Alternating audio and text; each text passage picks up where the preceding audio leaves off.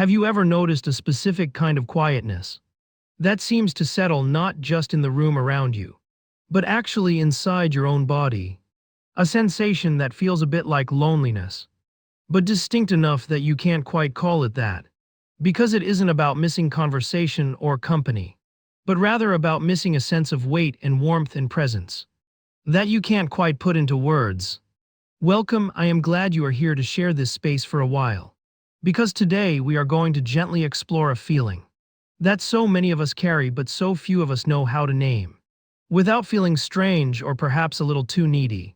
Yet it is one of the most natural experiences of being a person in the modern world. There is a term that you might have heard floating around in quiet conversations, or read in passing, a phrase that sounds poetic and perhaps a little stark at the same time, which is skin hunger or sometimes touch starvation. And while those words might sound intense, the reality behind them is often very soft, very subtle, and incredibly common. It is that feeling you might get when you realize it has been days or weeks or even longer since you felt the reassuring weight of a hand on your shoulder, or the simple warmth of a hug that lasts just a second longer than a greeting. And it creates a sort of background hum in our lives, a quiet question that asks if we are really here, and if we really matter to the physical world around us. And perhaps the most interesting thing about this longing is that it is not always about romance or intimacy in the way we usually think of those things, but rather about something much more foundational, something that goes back to the very beginning of what it means to be human. And we are going to spend some time today just sitting with that idea, validating it and understanding why it feels so loud. In a world that can often feel so quiet, it is easy to assume that if we are missing touch, it must mean we are lonely in a social sense. Yet many people notice that they can have full inboxes and busy schedules, and friends they talk to every day and still feel this specific hollow sensation. This hunger for contact, because digital connection, for all the wonders it brings us, simply cannot touch our skin. We live in a time that prioritizes efficiency and verbal communication and intellectual connection. And often we organize our lives to be as streamlined as possible, which inadvertently means we have organized them to be as physically separate as possible. So we order food without handing cash to a person. We check out at the grocery store without passing items to a cashier. And we catch up with loved ones through screens, where we can see their faces but cannot feel the warmth of their presence. It is no wonder then that a quiet longing begins to build up. A sense of drifting in a bubble of personal space that has become perhaps a little too impenetrable. And people often describe this not as a sharp pain, but as a dull, persistent sense of floating, as if without touch there is nothing to tether them to the ground. This is the part many people don't say out loud, because there is a strange kind of embarrassment that wraps around the idea of skin hunger, a worry that admitting we want to be held or patted on the back, or just sit close enough to someone that our arms brush, makes us sound desperate or weak. But the truth is that wanting touch is not a sign of weakness, any more than wanting water is a sign of failing at being a cactus. It is simply a biological reality of our design.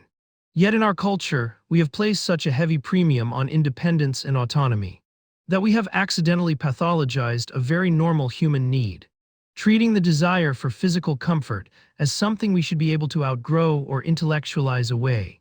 But the body remembers what the mind tries to forget. It can feel like there is an unwritten rule that says touch is reserved only for two categories, either very formal greetings like handshakes or very intimate romantic encounters, leaving a massive, empty desert in the middle where most of human life actually happens. The place where casual, comforting, platonic touch used to live. Think about how often you touch or are touched by friends, colleagues, or neighbors, compared to perhaps how people might have lived 50 or 100 years ago. And you might notice that the boundaries of our personal bubbles have expanded outward, creating a safe distance that protects us but also isolates us, leaving us safe but also sometimes quietly starving. This is where the longing quietly shows up in the small moments. Perhaps you find yourself lingering a little longer when a hairdresser washes your hair, or you feel a sudden, unexpected wave of emotion when a nurse checks your blood pressure simply because it is a pair of warm hands on your arm. Or maybe you find immense comfort in the heavy weight of a blanket, or the warmth of a pet resting against your leg. And these aren't random quirks, they are your body gently signaling that it is looking for a signal from the outside world. There is something profoundly grounding about touch that words just cannot replicate. Because words are symbols that our brains have to process and interpret. Whereas touch is a direct signal, a language that bypasses the intellect and speaks directly to our sense of safety and belonging, telling us without a single syllable that we are not alone in the room, that we are solid and that we are seen. Some feel that the digital age has tricked us into thinking we are more connected than ever, because we are constantly exchanging information. But information is not the same as presence. And while we can send 1,000 heart emojis, we cannot send the feeling of sitting on a couch next to someone in comfortable silence, where knees accidentally touch and nobody pulls away. It is increasingly talked about as a form of malnutrition, not of food but of sensory input, where we are feasting on visual and auditory stimulation.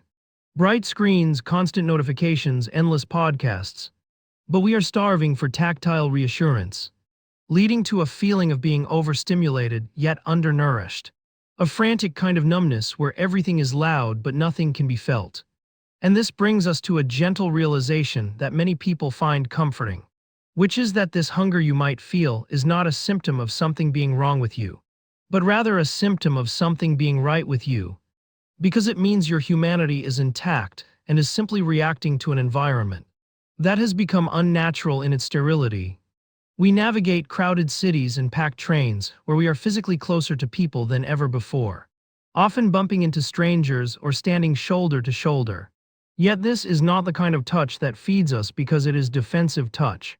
It is touch that we brace against, touch that we try to ignore, which is entirely different from the inviting, safe touch that we crave, making it possible to be surrounded by millions of bodies and still be completely untouched in the ways that matter. It is a paradox of modern urban life that we guard our physical boundaries so fiercely that we sometimes forget to open the gates for the people we actually trust. And over time, asking for a hug or initiating a cuddle with a friend can feel like crossing a massive invisible barrier, a risk that feels too big to take, so we stay on our side of the room and they stay on theirs. And the air between us stays empty. This is the part where we can be gentle with ourselves and acknowledge that the loss of community gathering spaces, the rise of living alone, and the sheer busyness of survival have all conspired to strip away those incidental moments of contact. The hand on a forearm during a laugh, the arm around a shoulder in a moment of grief, leaving us to navigate our emotional lives without the physical anchors that people used to rely on.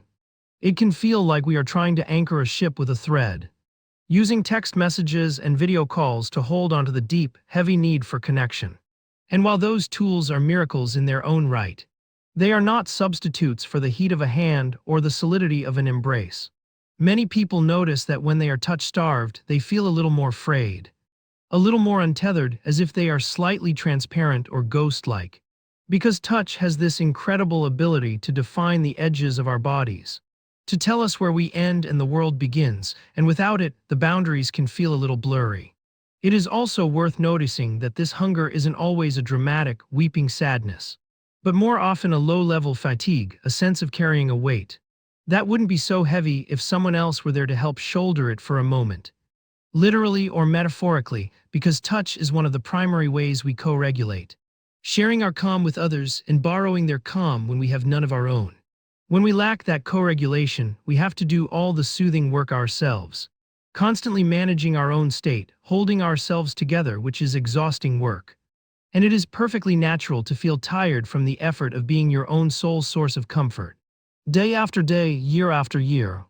There is a deep, unspoken grief in this, a mourning for a village we never really knew, but somehow remember in our bones, a time or a place where bodies were not so privatized, where touch was a common currency of care rather than a rare commodity hoarded for special occasions. It is important to say that if you are feeling this, you are not failing at independence. You are simply succeeding at being a mammal, a creature designed for a pack, for warmth, for the huddle, and feeling the absence of that is a sign of health, not sickness. It suggests that you are still open to the world, that you haven't hardened yourself completely. That despite the screens and the schedules and the distance, There is a soft part of you that is still waiting, still hoping, still reaching out. And even though we cannot solve this epidemic of distance in a single conversation, there is a quiet power in simply naming it, in looking at this feeling of skin hunger, and saying, I see you and you make sense, rather than pushing it down or judging it as a flaw. By acknowledging it, we take away the shame, and when the shame lifts, we might find it just a tiny bit easier to bridge the gap, to linger a moment longer in a handshake, to ask a friend for a hug, or to simply let ourselves feel the comfort of a warm sweater or a soft pillow without feeling silly. Accepting these small mercies as valid forms of nourishment, we are all walking around with this same quiet need, hidden behind professional exteriors and carefully curated online personas. And perhaps knowing that the person standing next to you, or the person you are chatting with online, is likely carrying the exact same longing, can make the world feel a little less cold, a little less empty. So as we come to a close, I want you to take a breath and just notice how you feel in your skin right now. Notice the chair supporting you, notice the air around you, and know that your longing for connection is beautiful. It is valid, and it is the very thing that makes you capable of deep, profound love. You are not broken for needing to be held. You are not strange for missing the touch of another human being. You are simply here, you are real, and you are worthy of that warmth.